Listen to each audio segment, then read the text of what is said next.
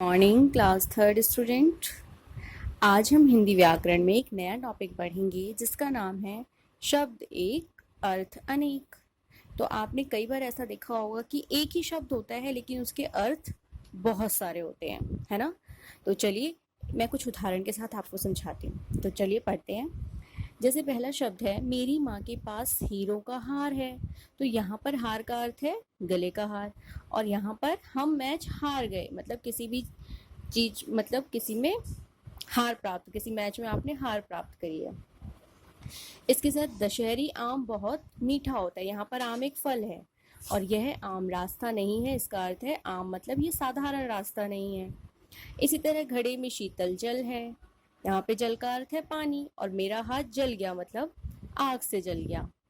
यहाँ पर तीर लगने से हंस घायल हो गया, और गंगा के तीर पर कई नावें बंधी थीं। यहाँ पर तीर मतलब इस तीर का जो धनुष से तीर निकलता है, और यहाँ पर तीर का अर्थ है किनारा। तो आपने देखा किस तरह से हर शब्द के हार, आम, जल और तीर दोनों, हर चारों शब्द के दो दो अलग अलग अर्थ हैं। तो ऐसे ही शब्दों को क्या कहा जाता है? शब्द एक अर्थ अनेक, या फिर अनेकार्थी भी कहते हैं इसको सरल भाषा में। तो क्या होते हैं ये शब्द?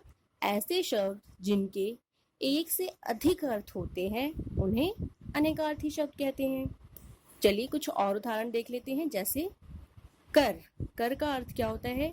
हाथ भी होता है, किरण भी होता है और टैक्स भी होता है। कल। कल मीन्स मशीन भी होता है, आराम, आने वाला या बीता हुआ कल। इसी तरह पृष्ठ का अर्थ होता है पन्ना भी होता है और पीछे का भाग भी होता है। भूत। भूत का भूत प्रेत होता है एक तो, और बीता हुआ समय को भी भूत कहते हैं। तो आज हमने जाना कि किस तरह से शब्द एक होते हैं लेकिन उसके अर्थ अनेकों होते हैं।